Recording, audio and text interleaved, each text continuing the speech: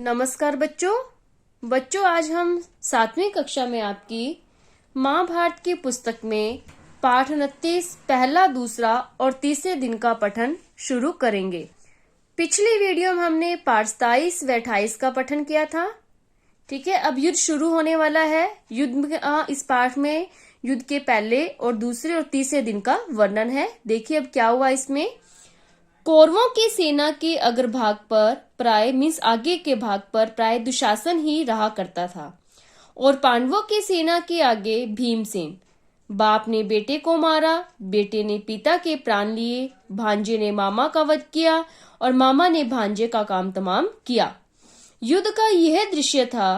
पहले दिन की लड़ाई में भीष्म ने पांडवों पर ऐसा हमला किया कि पांडव सेना थर्रा उठी, कांप उठी। युधिष्ठिर के मन में भय छा गया। दुर्योधन आनंद के कारण झूमता हुआ दिखाई दिया। पांडव घबराहट के मारे श्री कृष्ण के पास गए और श्री कृष्ण युधिष्ठिर और पांडव सेना का धीरज बंधाने लगे। पहले दिन की लड़ाई में पांडव सेना की जो दुर्गति हुई उससे सबक लेकर पांडव सेना के नायक धृष्टद्युम्न ने दूसरे दिन बड़ी सतर्कता के साथ व्यूह रचना की और सैनिकों का साहस बंधाया। सारी कौरव सेना में 3 ऐसे वीर थे जो अर्जुन का मुकाबला कर सकते थे, भीष्म, द्रोण और कर्ण। सारे कौरव वीरों को अपना प्रतिरोध करते हुए देखकर अर्जुन ने अपना गांडीव हाथ में लेकर इस कुशलता से युद्ध किया कि कौरव सेना के सभी महारथी देखकर दंग रह गए। भीष्म ने अर्जुन पर जोरों से हमला कर दिया। इस प्रकार अर्जुन और भीष्म के बीच बड़ी देर तक युद्ध होता रहा। फिर भी हार जीत का कोई निर्णय न हो सका। एक और यह अद्भुत युद्ध हो रहा था तो दूसरी ओर द्रुपद का पुत्र धृष्टद्युम्न जो द्रोणाचार्य का जन्म से बैरी था, आचार्य के साथ युद्धरत था। सात्यकी द्वारा छोड़े गए एक बाण ने भीष्म के सारथी को मार गिराया। सारथी के गिर जाने पर घोड़े हवा से बातें करते हुए अत्यंत वेग से भाग खड़े हुए। इससे कौरव सेना में बड़ी तबाही मची। सब कौरव पश्चिम की ओर देख देख कर यह मनाने लगे कि कब सूर्यास्त हो और युद्ध बंद हो ताकि तबाही से मुक्ति मिले। सूर्य अस्त हुआ, संध्या हुई और युद्ध बंद हुआ। पहले दिन की लड़ाई के बाद पांडवों में जो आतंक छाया हुआ था वह दूसरे दिन के युद्ध का अंत होने के बाद कौरवों के मन पर छा गया। तीसरे दिन दोनों सेनाओं की व्यूह रचना हो जाने के बाद दोनों पक्ष फिर से युद्ध में लग गए और एक दूसरे पर हमला करने लगे। भीमसेन द्वारा चलाए गए एक बाण से दुर्योधन जोर का धक्का खाकर बेहोश हो गया और रथ पर गिर पड़ा।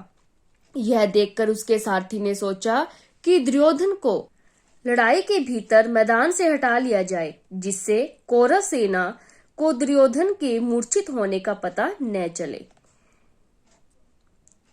इन्हीं विचारों से प्रेरित होकर सारथी जल्दी से रथ को युद्ध भूमि से हटाकर अपनी छावनी की ओर ले गया, किंतु उसने जो सोचा था हुआ उसका उल्टा। अनुशासन के टूटने और सेना में खलबली मच जाने का कारण वह स्वयं ही बन गया। सैनिकों में भगदड़ मच गई। इधर पांडवों की सेना में आनंद छाया हुआ था। दिन के पहले भाग में उन्होंने कौरव सेना पर जिस प्रकार हमला करके उसे तीतर बीतर कर दिया था, उन्हें इस बात की भी आशा न थी कि भीष्म इस बिखरी हुई सेना को फिर से इकट्ठा करके उन पर टूट पड़ जाएंगे। भीष्म ने ऐसा भयानक हमला किया कि पांडव सेना के पांव उखड़ गए। श्री कृष्ण, अर्जुन और शिखंडी के प्रयत्नों के बावजूद सेना अनुशासन में न रह सकी। भीष्म के छोड़े गए कई बाण अर्जुन व श्री कृष्ण के शरीर पर लग ही गए। इस पर श्री कृष्ण को असीम क्रोध आ गया और उससे रहा ना गया। उन्होंने खुद ही भीष्म को मारने की ठानी। अर्जुन यह देखकर सन्न रह गया। उसने सोचा कि यह तो बड़ा अनर्थ हो जाएगा। वह रथ से उतरा और श्री कृष्ण के पीछे भागा। अर्जुन के आग्रह पर श्री कृष्ण वापस लौटकर फिर से अर्जुन का रथ हाँकने लगे, चलाने लगे। श्री कृष्ण के इस कार्य से अर्जुन उत्तेजित हो उठा और केरव सेना पर व्यव्रज के समान गिरा। शाम होते होते कौरव सेना बड़ी बुरी तरह से हार गई। थकी हारी सेना मशालों की रोशनी में अपने शिविरों को लौट चली। अब पाठ 30 में चौथे दिन का, 5वें दिन का और 6ठे दिन का वर्णन है। देखते हैं अब क्या हुआ। पो फटी, लड़ाई शुरू हो गई, शल्य का पुत्र मारा गया। भीमसेन ने दुर्योधन के 8 भाई मार डाले। दुर्योधन ने भी निशाना साधकर भीमसेन की छाती पर एक भीषण अस्त्र चलाया। चोट खाकर भीम मूर्छित सा होकर रथ पर बैठ गया। अपने पिता का ये हाल देखकर घटोत्कच के क्रोध का ठिकाना न रहा। घटोत्कच कौन था? भीम का पुत्र। वह आपे से बाहर हो गया और उसने भयानक युद्ध शुरू कर दिया। घटोत्कच के भीषण आक्रमण के आगे कौरव सेना टिक न सकी। सेना को विहल होती देखकर भीष्म ने युद्ध बंद कर दिया और सेना लौटा दी। उसी दिन की लड़ाई में दुर्योधन के कितने ही भाई मारे गए। चिंताग्रस्त दुर्योधन अपने शिविर में जाकर व्यथित हृदय से बैठ गया। उसकी आंखें भर आई। संजय कुरुक्षेत्र के मैदान का आंखों देखा हाल धृतराष्ट्र को सुनाना जाता था। वहां का बयान सुनते सुनते धृतराष्ट्र व्यथित हो जाते थे। वह दुख उनकी सहन शक्ति से भारी हो जाता था, तो वह कुछ कह सुनकर अपना शोक भार हल्का कर लेते। दुर्योधन बड़ी देर तक विचारों में डूबा रहा। इसी प्रकार सोचते सोचते उसे नींद आ गई। सुबह होने पर दोनों सेनाएं फिर युद्ध के लिए सज्जित हो गई। लड़ाई शुरू हो गई और उस दिन संध्या होते होते अर्जुन ने हजारों कौरव सैनिकों का जीवन समाप्त कर दिया। ये देखकर पांडव सेना के वीरों ने अर्जुन को चारों ओर से घेर लिया और जोर का जय जयकार कर उठे। उधर सूरज डूबा और भीष्म ने युद्ध बंद करने की आज्ञा दी। दोनों ओर के थके थकाए सैनिक अपनी अपनी छावनी की ओर चले गए। 6ठे दिन सवेरे युद्ध छिड़ते ही दोनों तरफ की जनहानि बड़ी तादाद में होने लगी और अंत में द्रोण ने वह तबाही मचाई कि पांडव सेना के पांव उखड़ गए। इसके बाद ही अंधाधुंध युद्ध होने लगा। अंत में दुर्योधन बुरी तरह घायल हुआ और बेहोश होकर रथ से गिर पड़ा। तब कृपाचार्य ने बड़ी चतुराई से उसे रथ ले लिया और जिससे दुर्योधन की जान बच गई। आकाश लाल हो चला। सूरज डूबता ही जाता था, फिर भी कुछ मुहूर्त तक युद्ध जारी रहा। सूर्यास्त के बाद युद्ध समाप्त हुआ। आज का युद्ध इतना भयंकर था कि धृष्टद्युम्न और भीमसेन के सकुशल शिविर में लौट आने पर युधिष्ठिर ने बड़ा आनंद मनाया। उनकी खुशी की सीमा न थी। अब पाठ नंबर 31 है, उसमें 7वां, 8वां, 9वां दिन है कि 7वें, 8वें, 9वें दिन में क्या हुआ। 7वें दिन का युद्ध केंद्रित न था बल्कि कई मोर्चों पर व्याप्त था। मोर्चे पर विख्यात वीरों ने घमासान युद्ध होता रहा। एक मोर्चे पर अर्जुन के विरुद्ध स्वयं भीष्म डटे हुए थे। एक स्थान पर द्रोणाचार्य और विराट राज में भीषण युद्ध हो रहा था और एक अन्य मोर्चे पर शिखंडी और अश्वत्थामा में लड़ाई हो रही थी। एक स्थान पर धृष्टद्युम्न और दुर्योधन युद्धरत थे। एक और नकुल और सहदेव अपने मामा शल्य पर बाण बरसा रहे थे।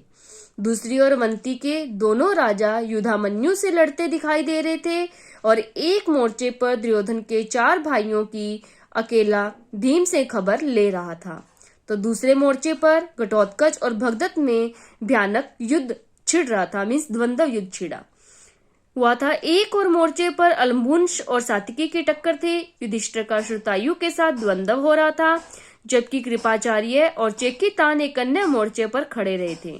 द्रोणाचार्य के साथ लड़ाई में विराट को हार खानी पड़ी। विराट कुमार उत्तर एवं श्वेत पहले ही दिन की लड़ाई में काम आ चुके थे। 7वें दिन के युद्ध में तीसरे कुमार शंख ने पिता के, ये देखो इस तस्वीर में देखो 2 वीर योद्धा हैं, उनके बीच में युद्ध हो रहा है। ये देखिए 2 वीर योद्धा हैं, इनके बीच में युद्ध हो रहा है। देखते देखते प्राण त्याग दिए, परंतु यह युद्ध अधिक देर तक नहीं चला। सूरज अस्त होने लगा और युद्ध बंद हुआ। 8वें दिन का युद्ध शुरू हुआ तो पहले ही धावे में भीमसेन ने धृतराष्ट्र के 8 बेटों का वध कर दिया। एक ऐसी घटना हुई कि जिससे अर्जुन शोक विहल हो उठा। उसका लाडला साहसी और वीर बेटा ईरावान, जो एक नाग कन्या से पैदा हुआ था, उस दिन खेत रहा। इधर भीमसेन के पुत्र घटोत्कच ने जब देखा कि ईरावान मारा गया, उसने इतनी जोर से गर्जना की कि जिससे सारी सेना थर्रा उठी। उसके बाद वह कौरव सेना पर टूट पड़ा और घोर प्रलय मचाने लगा। युधिष्ठिर को लगा कि घटोत्कच पर कोई आफत आई है। उन्होंने तत्काल भीमसेन को घटनास्थल पर भेज दिया और भीमसेन के आ जाने पर तो युद्ध की भयानकता और भी अधिक बढ़ गई। परंतु जल्दी ही सूर्यास्त हो गया और युद्ध बंद हुआ। 9वें दिन के युद्ध में अभिमन्यु और अलमुंश में घोर संग्राम छिड़ गया। धनंजय के पुत्र ने पिता की भांति रण कौशल का परिचय दिया। पांडवों की सेना की पितामह ने उस दिन बड़ी दुर्गति की। यहाँ तक कि अर्जुन और श्री कृष्ण दोनों को ही बड़ी पीड़ा हुई। सैनिक बहुत पीड़ित हो रहे थे। थोड़ी देर में सूर्यास्त हुआ और इस दिन युद्ध बंद कर दिया गया। अब आपका इस इकाई का 6 का लास्ट लेसन है भीष्म शरशय्या पर। 10वें दिन का युद्ध शुरू हुआ। आज पांडवों ने शिखंडी को आगे किया था। आगे आगे शिखंडी और उसके पीछे अर्जुन। शिखंडी की आड़ से अर्जुन ने पितामह पर बाण बरसाए। शिखंडी के बाणों ने वृद्ध पितामह का वक्षस्थल बीन डाला। भीष्म ने अपने चेहरे पर जरा भी शिकन ने आने दी और शिखंडी के बाणों का प्रत्युत्तर नहीं दिया। अर्जुन ने जब यह देखा कि पितामह प्रतिरोध नहीं कर रहे हैं तो जरा जी कड़ा करके उसने भीष्म के मर्म स्थानों को लक्ष्य करके तीखे बाणों से बींधना शुरू कर दिया। भीष्म का सारा शरीर बिंध गया। इतने में उनका मुख मलिन न हुआ। भीष्म ने अर्जुन पर शक्ति अस्त्र चलाया। अर्जुन ने उसे 3 बाणों में काट गिराया। अब भीष्म को यह निश्चय हो गया था कि आज का युद्ध उनका आखिरी युद्ध होगा। इस कारण वह हाथ से ढाल तलवार लेकर रथ से उतरने लगे। अर्जुन का बाण बरसना जारी था। उसके बाणों ने पितामह के शरीर में उंगली रखने की भी जगह न छोड़ी थी। पितामह के सारे शरीर में बाण ही बाण घुस गए थे। ऐसी अवस्था में ही भीष्म रथ से सिर के बल जमीन पर गिर पड़े और भीष्म गिर तो गए लेकिन उनका शरीर भूमि से नहीं लगा। सारे शरीर में जो बाण लगे हुए थे वे एक तरफ से घुसकर दूसरी तरफ निकल आए थे और भीष्म का शरीर जमीन पर न गिरकर उन तीरों के सहारे ही ऊपर उठा रहा। पितामह अर्जुन से बोले, बेटा अर्जुन, मेरा सिर के नीचे कोई सहारा नहीं है, वे लटक रहा है, कोई ठीक सा सहारा तो लगा दो। भीष्म ने ये वचन उसी अर्जुन से कहे जिसने अभी अभी प्राणहारी बाणों से उनको बीन डाला था। भीष्म का आदेश सुनते ही अर्जुन ने अपने तरकस से 3 तेज बाण निकाले और पितामह का सिर उनकी नोक पर रखकर उनके लिए उपयुक्त तकिया बना दिया। भीष्म बोले, हे राजागण, अर्जुन ने मेरे लिए जो सिरहाना बनाया है उसी से मैं प्रसन्न हुआ हूँ। अभी मेरा शरीर त्याग करने का उचित समय नहीं हुआ है, अतः सूर्य नारायण के उत्तर नारायण होने तक मैं यहीं और ऐसा ही पड़ा रहूंगा। आप लोगों में से जो भी उस समय तक जीवित बचे वे आकर मुझे देख जाएं। इसके बाद पितामह ने अर्जुन से कहा, बेटा, मेरा सारा शरीर जल रहा है और प्यास लग रही है, थोड़ा पानी तो पिलाओ। अर्जुन ने तुरंत धनुष बाण तानकर भीष्म की दाहिनी बगल में पृथ्वी पर पड़े जोर से एक तीर मारा। बाण पृथ्वी में घुसकर सीधा पाताल में जा लगा। उसी क्षण उस स्थल से जल का एक सोता फूट निकला और पितामह भीष्म ने अमृत के समान मधुर और शीतल जल पीकर अपनी प्यास बुझाई। वह बहुत ही खुश और प्रसन्न दिखाई दिए। जब कर्ण को यह पता चला कि पितामह भीष्म घायल होकर रण क्षेत्र में पड़े हैं तो वह उनके पास गया और प्रणाम करके जब कर्ण उठा तो पितामह को उसके मुख पर भय की छाया सी दिखाई दी।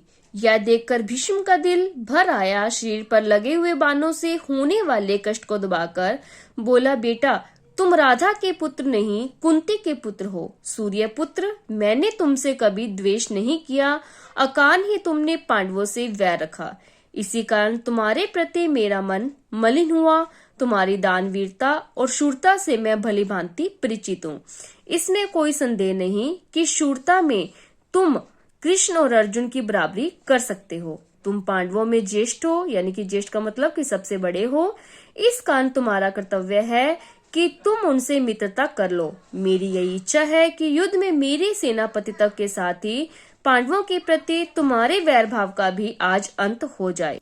यह सुनकर कर्ण बड़ी नम्रता के साथ बोला, पिता, मैं जानता हूँ कि मैं कुंती का पुत्र हूँ, लेकिन यह भी मुझे मालूम है कि मैं सूत पुत्र नहीं हूँ।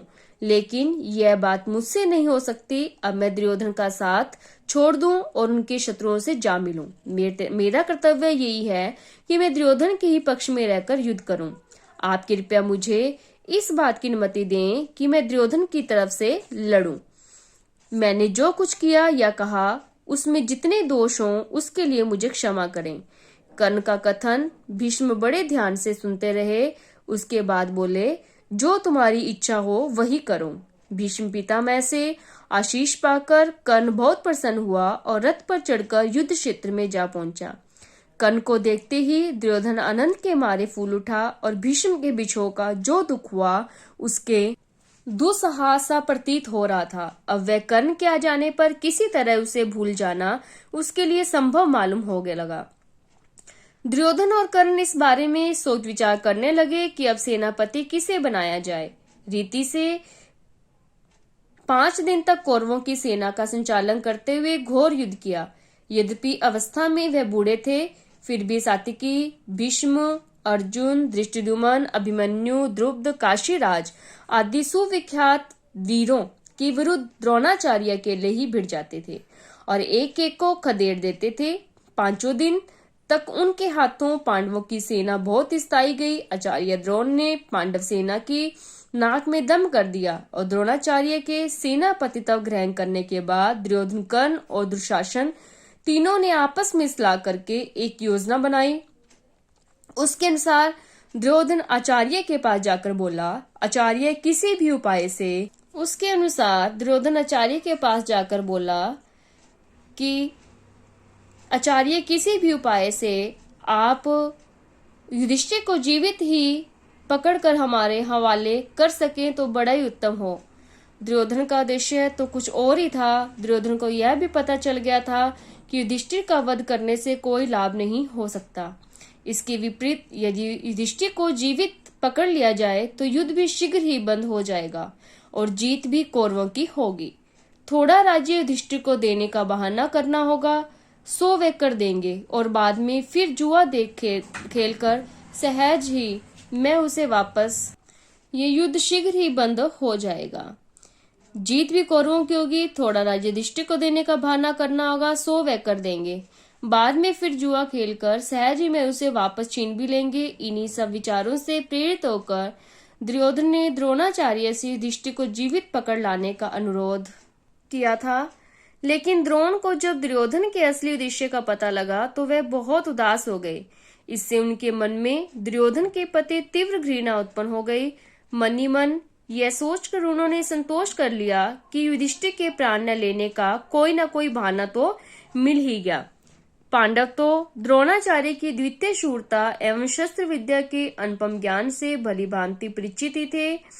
जब सुना कि द्रोणाचार्य ने युधिष्ठिर को पकड़ने का निश्चय ही नहीं किया बल्कि प्रतिज्ञा भी की है तो वे भी भयभीत हो गए। सबको यही चिंता रहने लगी कि किसी भी तरह युधिष्ठिर की रक्षा का पूरा प्रबंध किया जाए।